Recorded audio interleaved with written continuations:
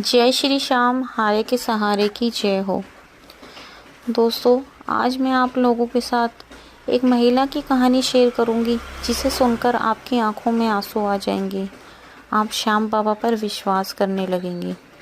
लेकिन उससे पहले दोस्तों, अगर अभी तक आपने मेरी वीडियो को लाइक नहीं किया तो प्लीज़ लाइक कर दीजिए। चैनल को सब्सक्राइब नहीं किया तो चैनल को भी सब्सक्राइब कर बेल आइकन पर प्रेस कर दीजिए, ताकि आने वाले वीडियो के नोटिफिकेशन सबसे पहले आप तक पहुंच पाएँ। दोस्तों, हमारे वीडियोस को आगे भी ज़्यादा से ज़्यादा शेयर कीजिए।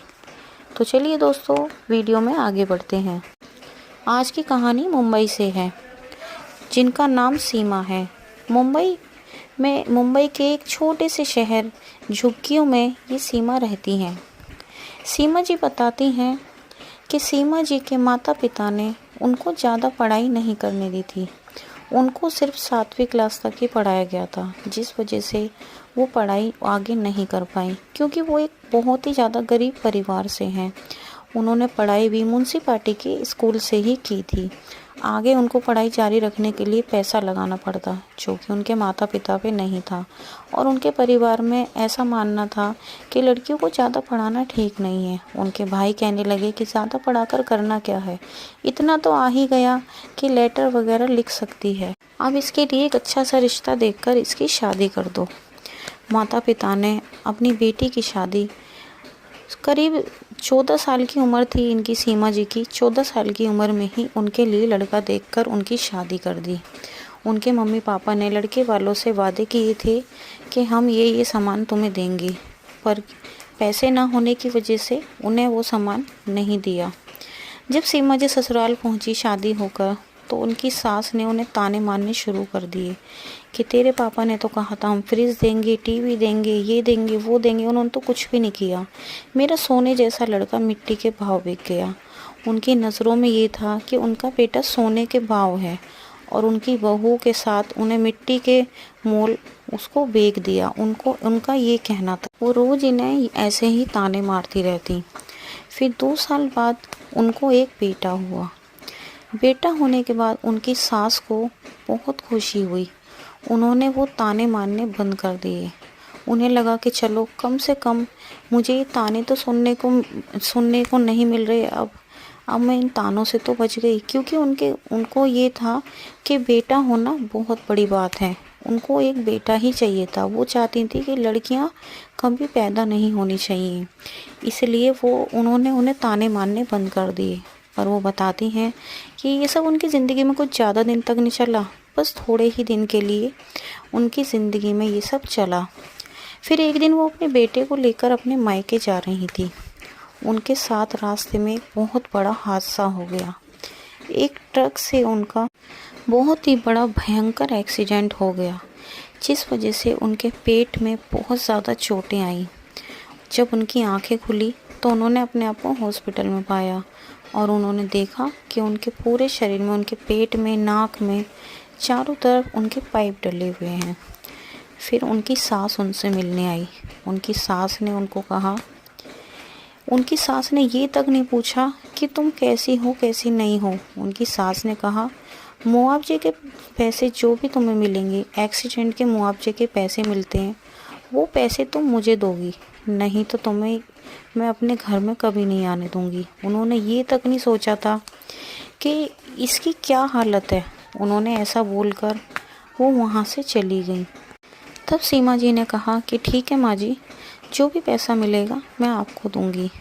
जब सीमा अपने घर पहुँची ससुराल में, तो वहाँ ससुराल में पहुँचने के बाद सीमा का पहला मुआवजा आया 25,000 रुपये। तो सीमा ने वो पैसे अपनी सास के हाथ में दे दिए।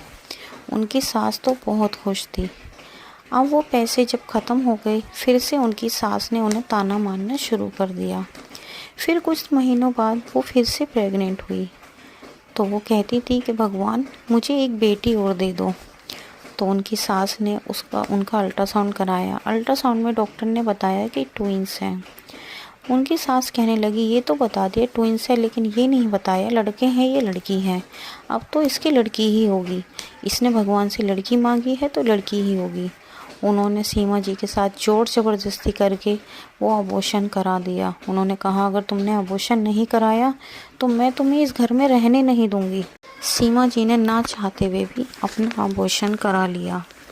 फिर उसके 6-7 महीने बाद सीमा जी एक बार फिर से प्रेग्नेंट हुई। सीमा जी को फिर एक बेटी हुई, जिससे सास को बहुत ज़्यादा गुस्सा आया। सास का बिहेवियर अब और भी ज़्यादा उनको लेकर बुरा हो गया था। सीमा जी का उनकी सास का ये कहना था कि बेटी नहीं होनी चाहिए। उनको बेटी हो गई। फिर सीमा जी की सास ने उनके साथ एक चाल खेली। उनको एक किराए का घर लेकर दे दिया और कहा कि हम घर की मरम्मत करवाएंगे, इतने तुम इसमें ही रहो। उसमें थोड़ा चावल, आटा और घर का बाकी सारा सामान भी भरवा दिया। वो कुछ दिनों तक तो सीमा जी से कांटेक्ट करती रही, पर कुछ दिनों बाद उन्होंने पूरी तरह से कांटेक्ट तोड़ दिया। ये जो सीमा जी के हस्बैंड हैं, ये भी कुछ काम वाम नहीं किया करते थे। ये सीमा जी के साथ बहुत ज़्यादा मार पिटाई करते थे। ये सीमा जी को गाली बकते, दारू पीकर मारते पीटते, और वो रोज़ घर भी नहीं आते। कभी 10 दिन में आते तो कभी 15 दिन में आते, और जब भी आते 100 या 200 रुपये देकर चले जाते। सीमा जी बहुत ज़्यादा परेशान थी। जो उनकी सास ने 10,000 रुपये दिए थे, वो पैसे उन्होंने किराए में उनके कट गए। अब उनके बच्चे भूख से रोते थे, उन पर देखा नहीं जाता। फिर एक दिन 15 दिन बाद उनके हस्बैंड घर पर आए। सीमा ने उस दिन ठान लिया कि आज तो इन्हें यहाँ से जाने नहीं दूंगी।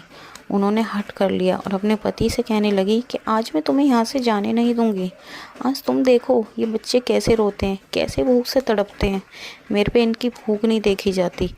पर सीमा जी के हस्बैंड ने सीमा जी को बहुत ज़्यादा मारा, बेल्टों से उनकी पिटाई की। उनका पूरा मुंह सूज गया और वहाँ से चले गए। फिर सीमा जी ने कहा कि मैंने तो सोच ही लिया था कि अब मुझे जीना नहीं है। वो दुकान से चूहे मारने की दवाई लाई और उन्होंने दाल चावल बनाकर उस दाल में वो सारी दवाई मिला दी।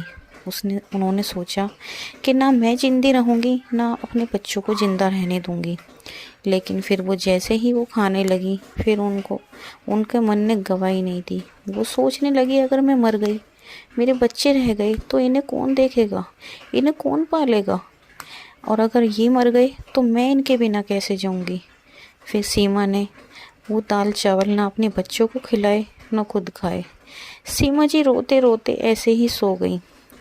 फिर एक दिन सीमा जी की एक पुरानी सहेली सीमा जी के पास आई। वो सीमा जी से कहने लगी, सीमा ये क्या हुआ तेरे साथ।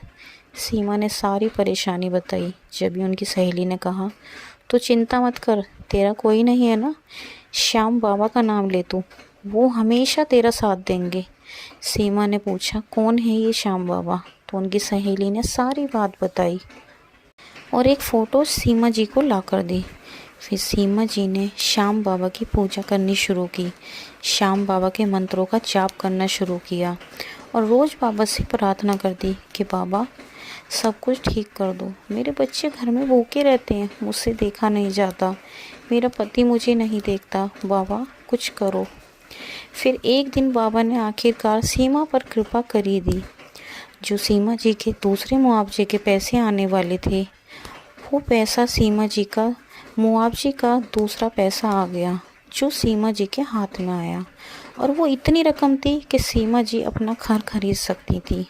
सीमा जी ने वो सारी रकम अपने पापा के हाथ में दी और कहा, पापा इनमें कुछ पैसे और मिला के मेरी एक मदद कर दीजिए कि मेरे सिर पे एक छत हो जाए, मुझे एक छोटा सा घर खरीद के दीजिए।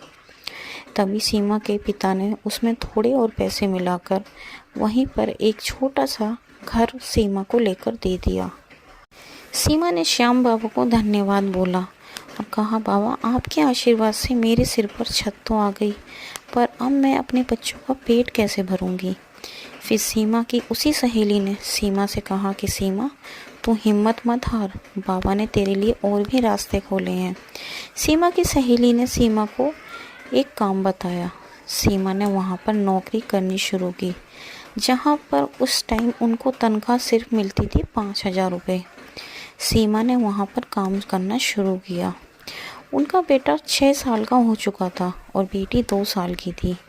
बेटा घर के पास ही सरकारी स्कूल में पढ़ता था। जब बेटा स्कूल से घर आ जाता तो बेटी को संभाल लेता। इतने वो अपनी पड़ोसन से कह जाती, इतने वो उनकी बेटी का ध्यान रखती। और देखते ही देखते सीमा जी ने काम करना शुरू किया। धीरे धीरे उन्होंने अपने उन पैसों में से कुछ पैसे जोड़ने शुरू किए।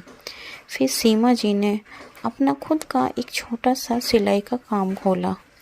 सिलाई की एक छोटी सी दुकान खोली क्योंकि सीमा जी को सिलाई करनी आती थी।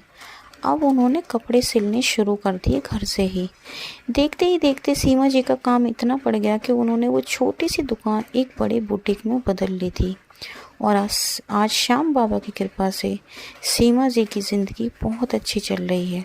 उनके दोनों बच्चे बड़े हो गए हैं और बाबा श्याम की कृपा से उनका बड़ा बेटा ऑस्ट्रेलिया में पढ़ाई कर रहा है और उनकी बेटी एक अच्छी कंपनी में जॉब कर रही है। और सीमा जी ने अपने उस छोटे से काम को एक बड़े बिजनेस में बदल लिया है। दोस्तों, ये थी आज की सीमा जी की कहानी। अगर आपको पसंद आई हो तो हमारे वीडियो को लाइक करें, शेयर करें, कमेंट बॉक्स में जय श्री श्याम ज़रूर लिखें। कल मिलते हैं एक और वीडियो के साथ। जब तक के लिए धन्यवाद।